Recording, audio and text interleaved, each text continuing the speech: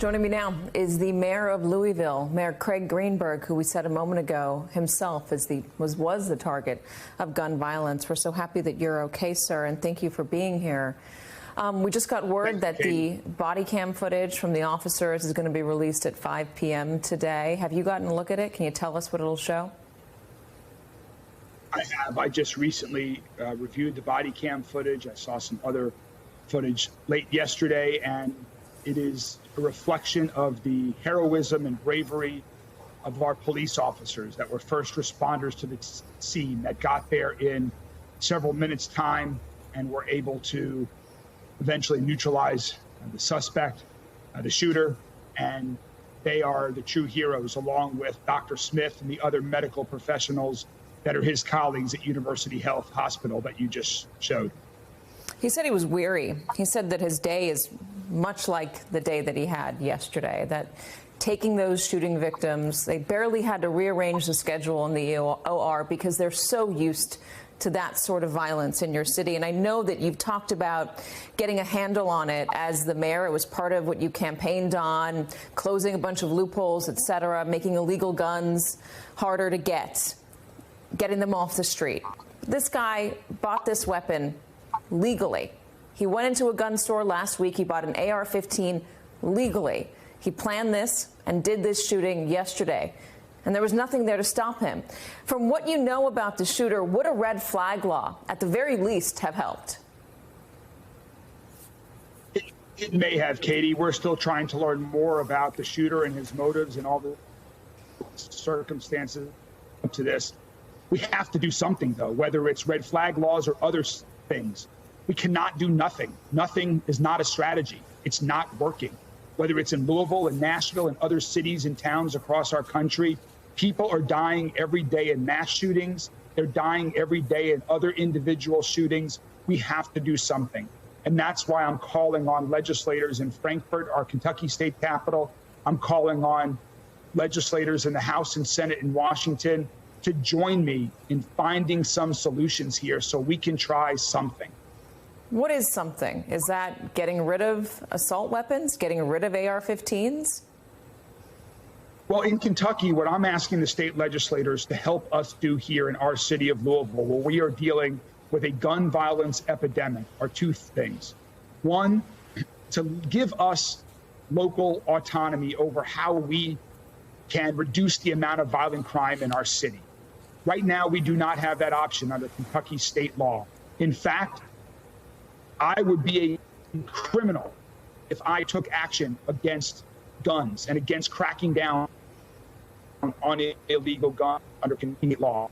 That's ludicrous and that's dangerous. All I'm asking for is local autonomy to make local decisions about local issues. If people care about protecting officers like Officer Witt and Officer Galloway that heroically responded to the scene yesterday and had to face an assailant with an assault rifle, then give us the local control. That's number one. And number two, in Kentucky right now, under our state law, we are required to turn over confiscated weapons, like the weapon that we recovered yesterday from the shooter. We are required to turn them over to the state police, who will in turn auction them off, and they will end up back on the streets. To think that this weapon that killed 5 people yesterday in Louisville is going to be back on the streets is unfathomable.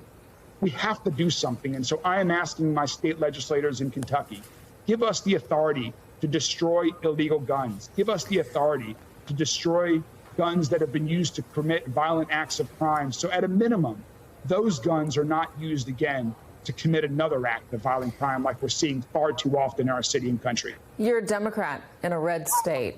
What is going to be the compromise? What do your constituents want? What sort of pressure will your constituents put on their lawmakers? Is that what needs to happen here? Or do you think that lawmakers individually can come together and find a compromise?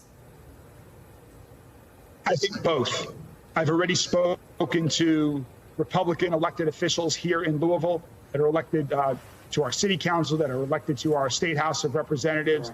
And we are going to be getting together in the coming days to talk about just that, to talk about where are areas that we can work together. This is not about partisan politics to me.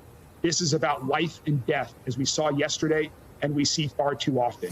So where can we make some progress? I'm not looking to blame. I'm not going to be finger pointing, calling out people by names. Let's work together. So what is the tipping point? I mean, is it a number of people that have to die before this changes? Is it, as we saw yesterday, the victims being friends with a number of prominent lawmakers, including your governor, including the senator, one of the senators from Florida? Is that when it's going to affect the individuals who are currently in power? Is that what needs to happen in order for lawmakers to start to rethink this?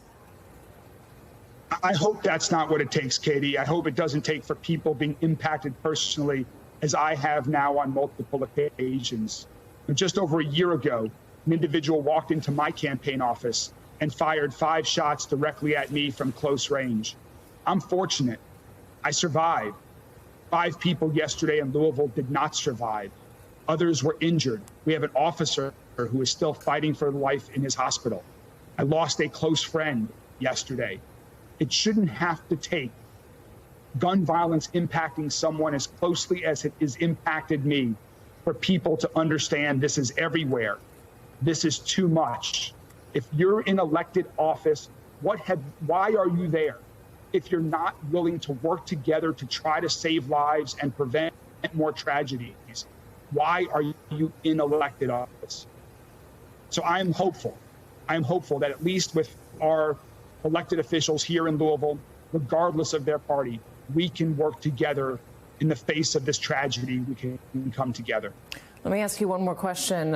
Do we know anything more? Can you tell us anything more about this shooter? Anything that his parents might have said about him? Anything about his state of mind? Was he getting therapy? Anything that would help us understand why he decided to buy this gun and kill his colleagues?